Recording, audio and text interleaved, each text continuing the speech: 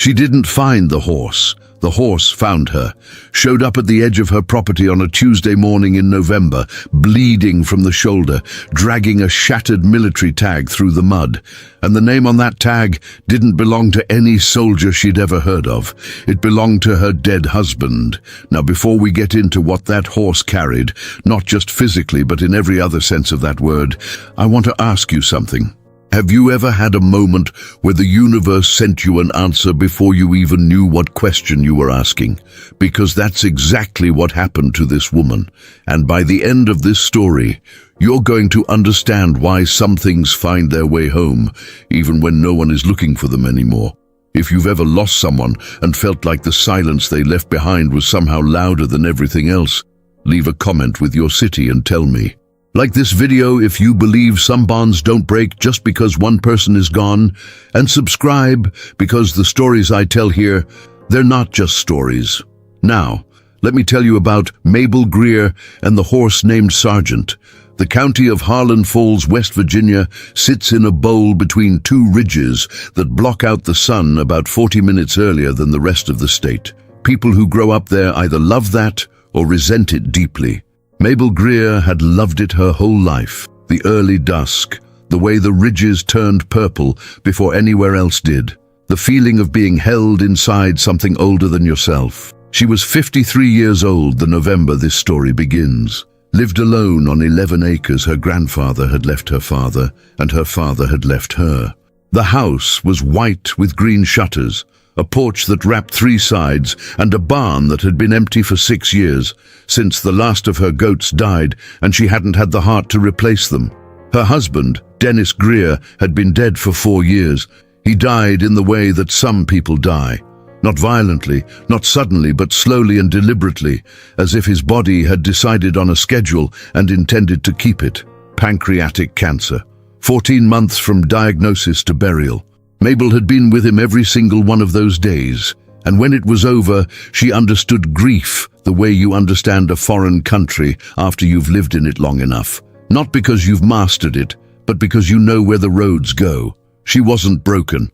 Let me be clear about that. She was a woman who got up every morning, made her coffee, worked her land, drove herself to town when she needed something, and came home. She volunteered at the County Historical Society on Thursdays. She called her sister Vera in Morgantown every Sunday. She was, by any reasonable measure, fine, but she was also alone in a way that had texture to it. Weight.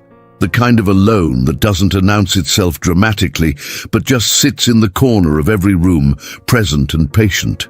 Dennis had loved horses his whole life, not in a casual way. In the way some people love a language, the way it shapes how they move through the world.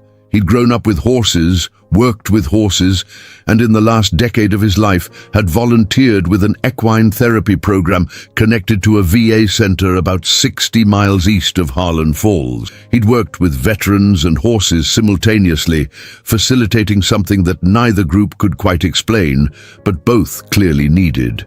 When he got sick, he had to stop.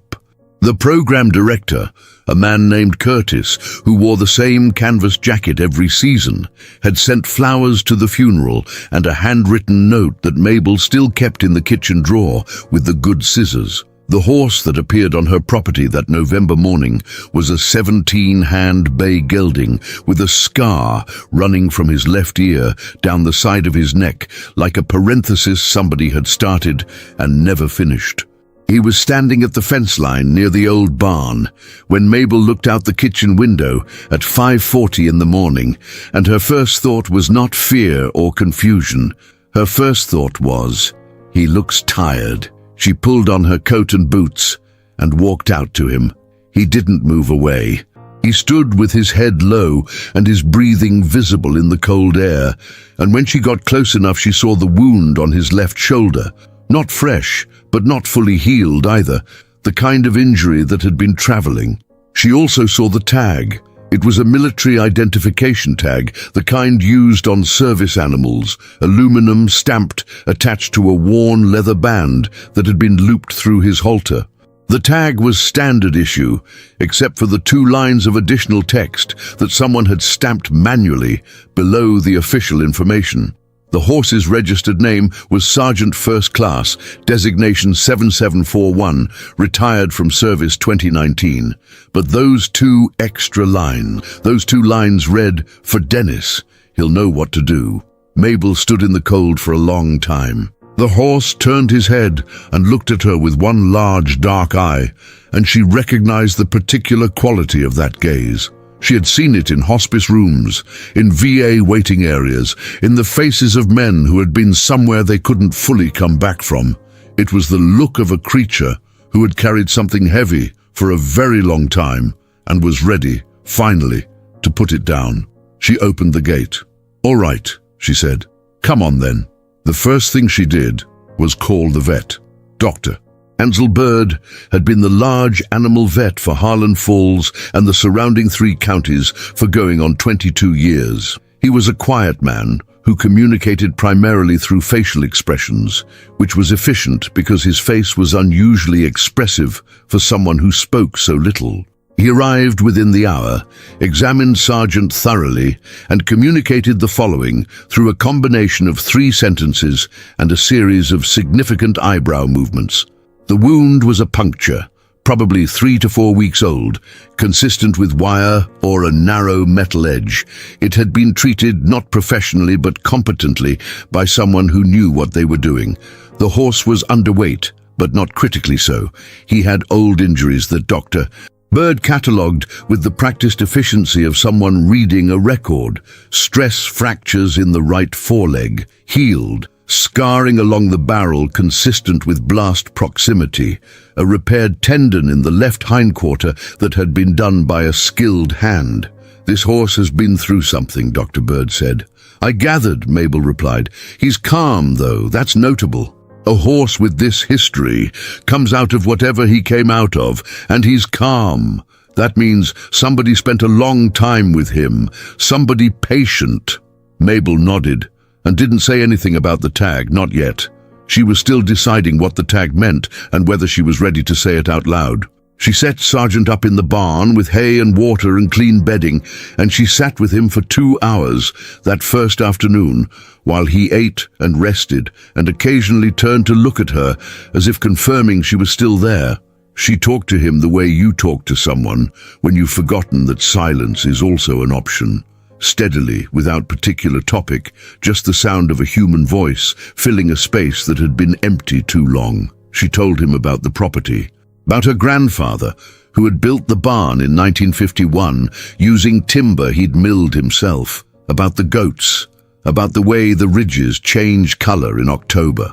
She talked about Dennis, about how he used to bring coffee out to whatever animal he was tending, and drink it standing in the barn doorway, never quite inside, like he was always ready to go somewhere but in no particular hurry to leave. Sergeant listened, or did whatever horses do that resembles listening so closely that the distinction stops mattering. That evening, Mabel called Curtis. She still had his number from the sympathy card. It rang 4 times and went to voicemail, a generic message, no name. She left a careful message explaining that she had a horse on her property, gave the tag information, and asked if he knew anything about the animal. He called back inside of 20 minutes. "Mrs. Greer," he said, "I was wondering when you'd call." She felt the hair on her arms stand up. "Excuse me, Sergeant has been making his way to you for about 6 weeks, Curtis said.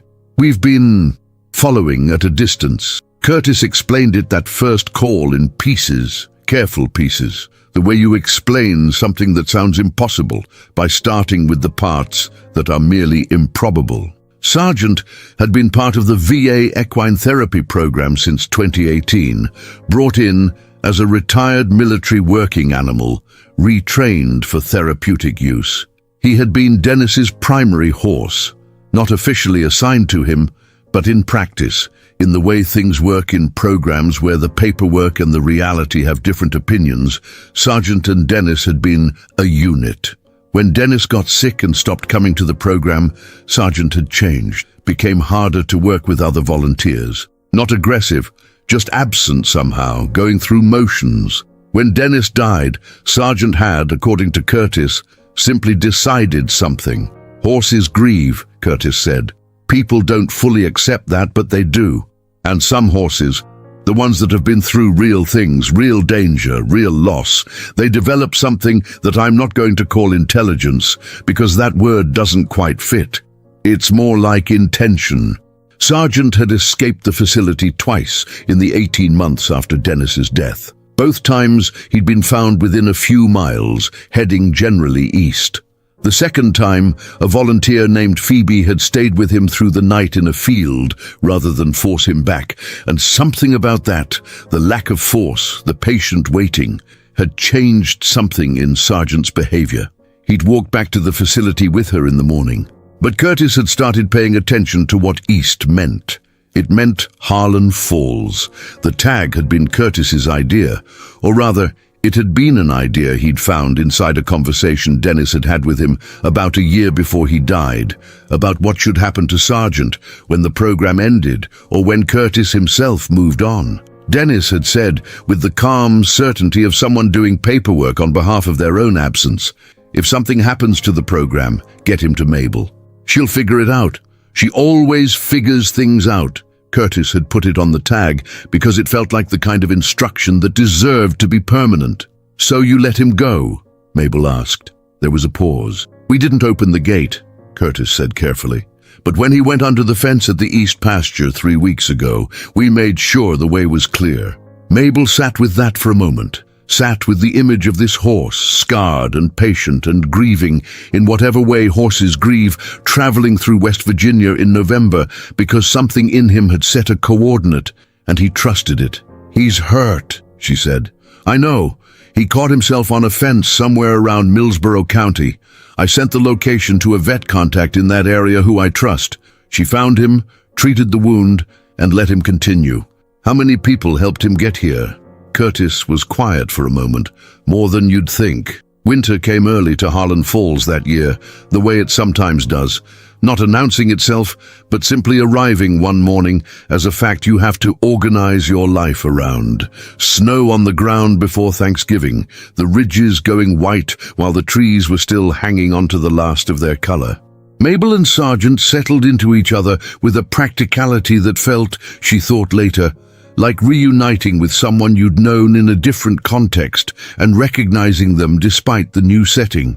She had known horses, had grown up around them before her family's money thinned and the animals had to go, but she hadn't cared for one alone in over 30 years.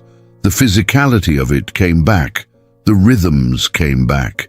She called her sister Vera and said, "I have a horse." Vera said, "Okay," in the tone she reserved for things she did not fully understand, but had decided to accept. He was Dennis's horse. From the program. A longer pause. "Mabel, I know. That's a lot. He traveled 6 weeks to get here, Vera. I'm not going to turn that away." She called Phoebe, the volunteer who had stayed with Sargent in the field, found her number through Curtis. Phoebe was 26, studying to be a physical therapist, and had a quality over the phone that Mabel associated with people who had grown up in households where adults cried openly, an unsentimental tenderness, competent and warm. "He was always the most present of any of them," Phoebe told her. "The veterans would come in sometimes, so closed off you could feel the walls, you know. And Sargent, he wouldn't push, he'd just be there. Just be there so consistently and so completely that eventually people would just open, like he was demonstrating how." Mabel wrote that down. She didn't know why, but she wrote it down. She began researching equine therapy programs.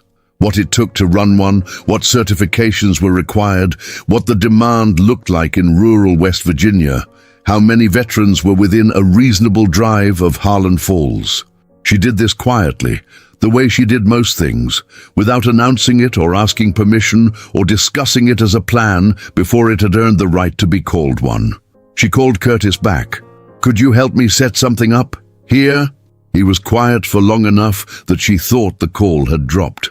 "Dennis talked about that," Curtis said finally, "about how it should exist in more places, how the distance some veterans had to travel was itself a barrier. He had this county specifically in mind." A pause. "He talked about your land." Mabel looked out the kitchen window at the barn, at the ridges, at the sky that was the particular flat white of a West Virginia winter afternoon. "Of course he did," she said softly. What came next was not a montage. It was not quick or effortless or photogenic.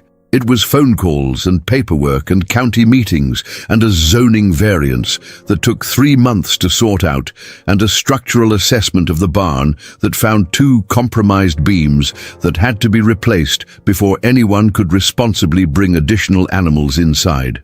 It was her neighbor Tatum, who was 71 and had a bad hip and showed up anyway one February morning with a post-hole digger and the statement, "I heard you're fencing the east pasture," as if she'd been waiting to be asked. It was a veteran named Silas who drove out from 2 counties over to look at the setup, not because anyone had officially opened anything, but because word moves in veteran communities the way it moves in small towns, faster than you'd expect, and through channels that aren't visible to outsiders. Silas had served 2 tours in Afghanistan. He was 38, quiet in a way that felt specifically chosen rather than natural. He stood at the fence for a long time watching Sergeant, and Sergeant watched him back, and neither of them moved, and it was one of the most eloquent conversations Mabel had ever witnessed between 2 living beings. "I heard about this horse," Silas said eventually, "about what he did, coming here. What did you hear?" "That he found his person's family, that he went home." A pause. "I haven't met a lot of things that did that. That found their way back." He started coming out on Thursdays. Not as a program participant.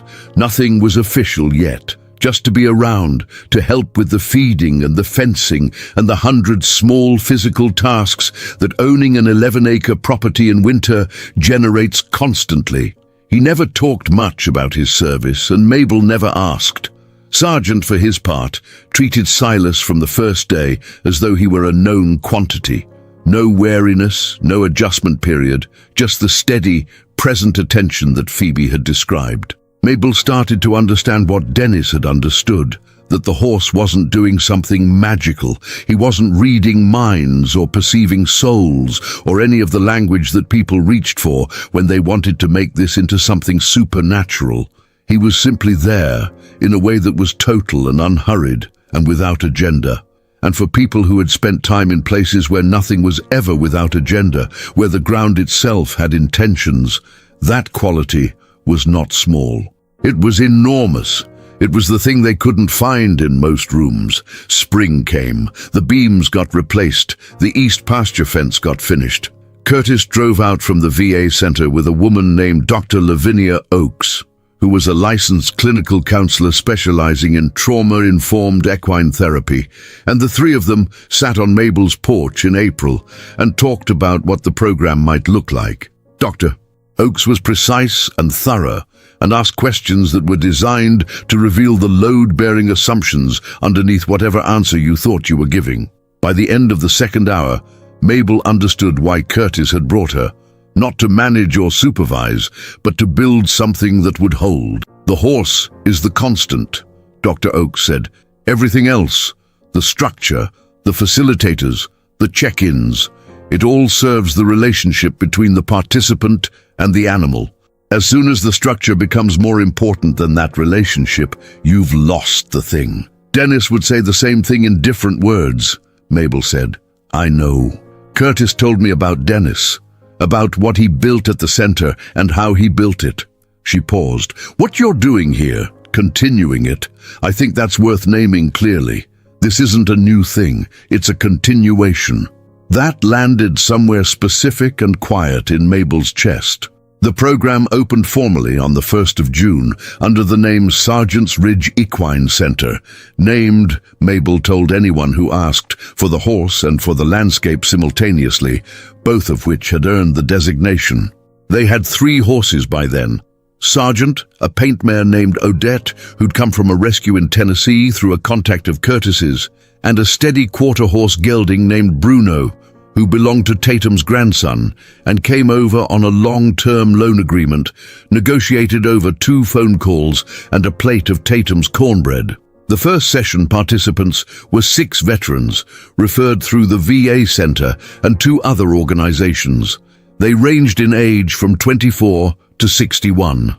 They came from different branches, different eras, different kinds of damage. They stood in Mabel's east pasture on a June morning, with dew still on the grass and the ridges turning that particular green that only happens in West Virginia in early summer. And they were introduced to 3 horses who had no opinion about rank or era or branch or what year their particular war had happened in. A man named Theron, who was 55 and had served in the Gulf and done 3 subsequent tours in different capacities, stood very still when Sargent walked up to him and put his nose against Theron's chest and just stayed there. Theron put one hand up and rested it on Sargent's neck. He didn't speak. His face did several things in quick succession that faces don't usually do in public. Then it settled. Later, he told Mabel, "I haven't had anything just be with me like that in, I couldn't tell you how long. It wasn't trying to fix me. It wasn't waiting for me to be something. It was just present," Mabel said. "Yeah," he said, "present." The days took on a new architecture. Mabel's week, which had previously been organized around maintenance and quiet and the managing of an absence, was now organized around arrivals and departures and the 10,000 details of keeping horses and keeping people safe and keeping the thing between them honest. She was exhausted in a way she hadn't been in years, and the exhaustion was good, the kind that comes from use, from being necessary, from the body doing what it's designed for. Silas became the lead equine handler. He had a talent for it that Dr. Oakes identified early and named directly.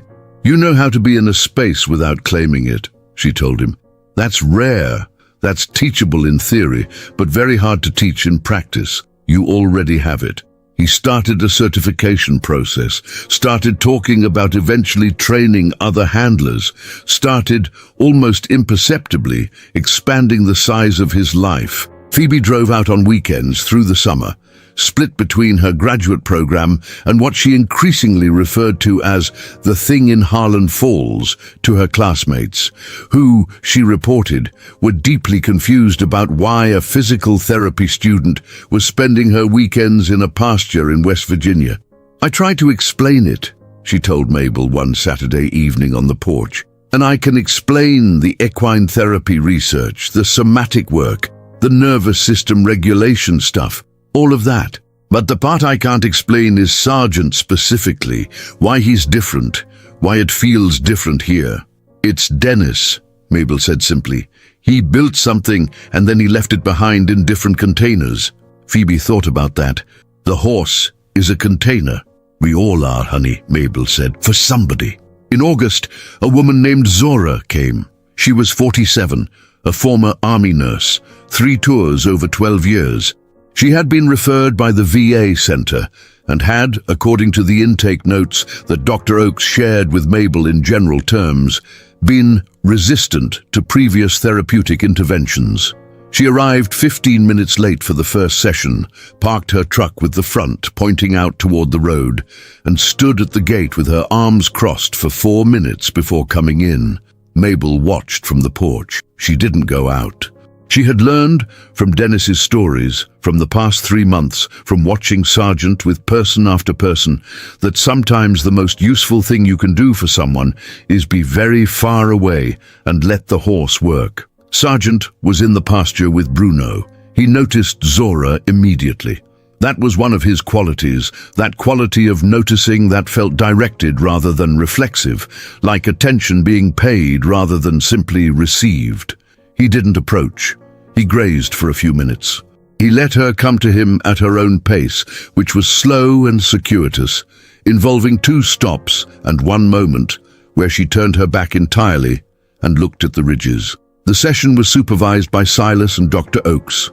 Afterward, Zora sat in her truck for 20 minutes before driving away. She came back the following week and the week after. By the 4th session, something had shifted that everyone could see and no one commented on, because commenting on it would have been like pointing at the specific moment water starts to move. It defeats the purpose. She and Mabel started talking after sessions, first briefly, standing near the barn, then longer, sometimes on the porch while the late summer light did what it does in Harlan Falls, faded slowly, and then all at once behind the ridge.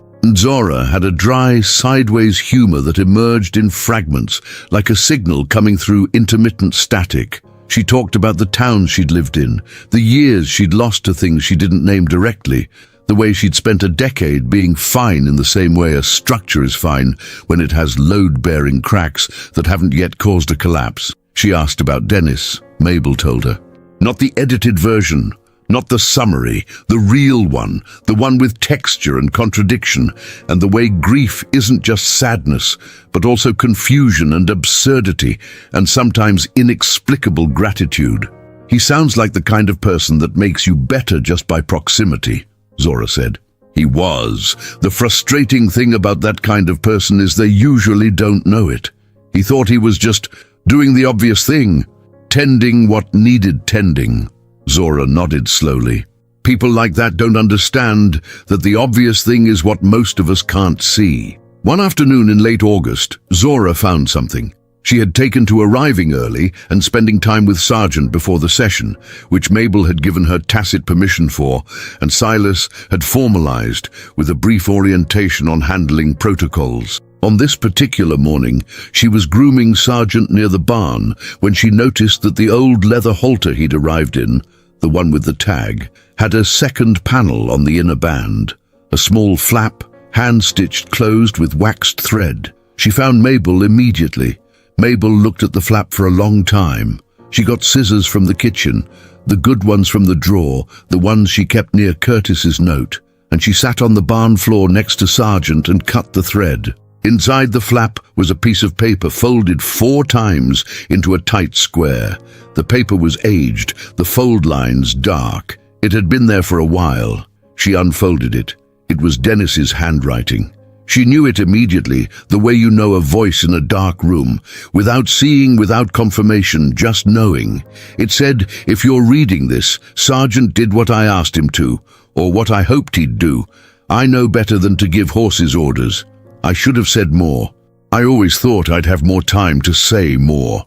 I didn't. So the program was never just about the horses or the veterans. It was about demonstrating that showing up, being present, and not asking anything in return is itself a form of healing. For everyone, including the one doing the showing up. You've been doing that your whole life. I hope you let someone do it for you now. The horse knows what he's doing. Trust him. All my love, always, Dennis." The date on the letter was 11 months before he died. Mabel sat on the barn floor for a long time. Sargent stood very still beside her.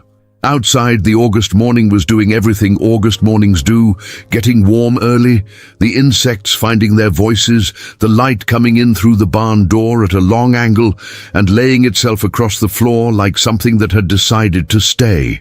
Zora sat down next to her without being asked. She didn't speak. She simply sat. This was something Mabel noted later, and then noted again, and then held up and examined the way you examine something you want to fully understand before you let yourself feel it.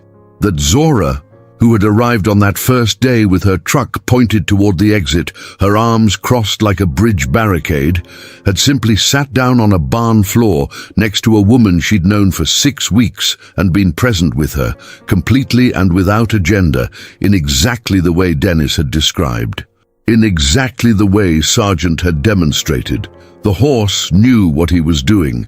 Mabel cried, not in a collapsed way, in the way that is really more like release than distress, the way a storm clears the air by doing the thing it came to do. She cried for Dennis and for the letter that had been traveling toward her since before he died, carried by a horse through 6 weeks of West Virginia countryside, and for the program that was growing in the East pasture, and for the people it was growing for, and for the fact that he had known her well enough to write that she needed someone to show up for her, that it would take that specific, plainly stated invitation for her to let it happen.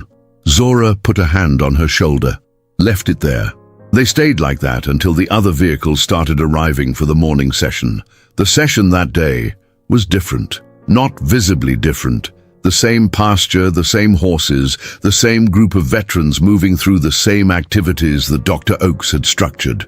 But there was a quality to the morning that everyone felt and no one would have been able to describe. Theron noticed it first and said nothing. Silas noticed it and moved through the session with the particular grace of someone who understands that some mornings you are facilitating something larger than the stated agenda. At the end of the session, Mabel stood at the gate and told them about the letter. Not all of it, not the most private parts, most. But enough for them to understand what Sargent had carried and what he had been trying to deliver and what it meant for the work they were doing in this pasture on the edge of a West Virginia county that the sun leaves early. Theron was quiet for a long time afterward. Then he said, "My daughter's been trying to get me to let her visit, to see what I'm doing here. I keep telling her it's nothing." A pause. "I think maybe I should let her visit." A young veteran named Weston, who was 26 and had said very little across the previous weeks, said, "My mom knows I'm here. She asks me about it every Sunday, and I always say it's fine. I think I should tell her it's more than fine." He looked at the ground. She'd want to know. One by one, in their own ways, 6 people in a pasture started talking about who they needed to call, who needed to know they were doing more than fine, who had been waiting patiently and without complaint for a letter that had been on its way for a long time. Mabel listened to all of it. She thought about Dennis. She thought about the particular kind of gift that is not a gift you open, but a gift you live inside, one that keeps distributing itself outward through the people it touches. She thought about a horse who had decided on a destination and started walking. Late that afternoon, after everyone had gone and Silas had finished with the feed and Dr. Oakes had driven back toward the VA center and the pasture was quiet again, Mabel stood at the fence and Sargent came to her, as he always did, and put his nose against her chest and just stayed there. She put her hand on his neck. "You did good," she told him. "He'd be so proud of you." Sargent made no response that would satisfy a scientist. But his breathing slowed, and his eyes softened, and he stayed there, present and steady, for a long time. Dr. Oakes called the following morning. "I've been talking to the VA Center's program director," she said, "and to 2 other centers in the state. There's interest in not replicating what you have exactly, more like extending it. Using your model, your certification structure, Silas's training approach. There are about 6 counties in West Virginia alone where something like what you've built would reach veterans who currently have nothing." Mabel said, "Tell me what you need." That was the moment. If there was a single moment, though there never really is a single moment, just the place where enough threads converge that you can see the shape of the thing being woven. The moment when the private grief of one woman, the intention of one horse, and the careful architecture that one man had built before he died cohered into something with a shape and a direction and a future. The County Historical Society newsletter ran a piece about Sargent's Ridge Equine Center that October. It was small, 4 paragraphs, a photo of Mabel and Sargent at the fence line with the ridges visible in the background going orange behind them. The photo was taken by Tatum's granddaughter, who was 17 and had a good eye. It got shared online, through veteran networks, through equine therapy circles, through the kind of human chain where one person shows it to someone else and says, "You need to see this." By December, Mabel had received correspondence from 11 states. Most of it was people describing their own losses and their own horses and their own version of the specific silence that Dennis's letter had described, the one that fills a room after someone leaves it. Several were from programs that wanted to talk. One was from a journalist named Sable, writing a longer piece for a national publication. Mabel agreed to be interviewed, on the condition that the story centered the program and the veterans rather than her specifically. Sable agreed, and then wrote a piece that did both, because some stories don't allow themselves to be told with one thing removed from the center. Silas finished his certification in November. He was now the lead handler trainer and was in conversation with 2 other VA-adjacent programs about developing a training model that could be replicated. He had stopped pointing his car toward the exit. Zora, who had enrolled in a professional certification track of her own, brought her daughter Mina to meet Sargent on a Sunday in October. Mina was 19, quiet in a way that was clearly inherited, and she stood at the fence for a long time, watching her mother move through the pasture with ease and attention and a comfort in her own body that was new enough that Mina cried quietly, without quite understanding why. "She seems different," Mina told Mabel. "She is," Mabel said. "She's been doing what she always knew how to do. She just had to remember she knew it." Mina looked at her carefully. Was it always the horse? Or was it also this place, the people? "Yes," Mabel said. Dennis's letter had been framed and hung inside the barn. Not on display exactly, more like installed, the way a plaque is installed on a building, not to be read constantly, but to be there, to say something about what happened in this place and why it still matters. Curtis had come for the small ceremony when they hung it and had cried without embarrassment, which Mabel had appreciated. Sargent's Ridge grew its herd through the winter. 2 more horses from rescue situations, both with histories that required patience, both of whom settled into the pasture and the rhythms of the place with what Dr. Oakes described as a facility that I genuinely cannot entirely account for empirically, but have simply accepted as a feature of this location. The east pasture fence held through the first snow. The barn beams held. The following June, on the first anniversary of the program's opening, Mabel sat on the porch in the early morning with her coffee and watched the light come over the ridge. She had been up since 5, not from worry or obligation, just from the particular alertness of someone whose life has reorganized itself around something meaningful, who wakes up already oriented. She thought about what it means to be a container. She thought about Sargent, who was 21 years old now, not old for a horse, but seasoned, carrying the evidence of the places he'd been in, the way he moved, in the texture of the scar along his neck, in the steadiness with which he met the world. He had carried a military designation and then a therapeutic purpose, and then a letter across 6 weeks of West Virginia winter. And now he stood in the east pasture every session and demonstrated with his whole body what it looks like to be fully somewhere. She thought about Dennis, who had built something in the years before his death that he never saw completed, and who had apparently trusted, with the calm certainty of someone who had done the math, that completion was not actually his job, that his job was to build the conditions for it and to love the person who would finish it. She thought about her grandfather's barn, which was 40 years older now than it had been when it was built, and which was currently housing 3 horses, a certification program, and a framed letter from a dead man that had been carried across state lines by a horse with something to deliver. Some structures hold. Vera called that Sunday, as always. "Tell me about the week," Vera said. Mabel told her. She told her about Theron's daughter, who had come for a visit and ended up staying a week, and who had asked on her last day if there was volunteer work she could do.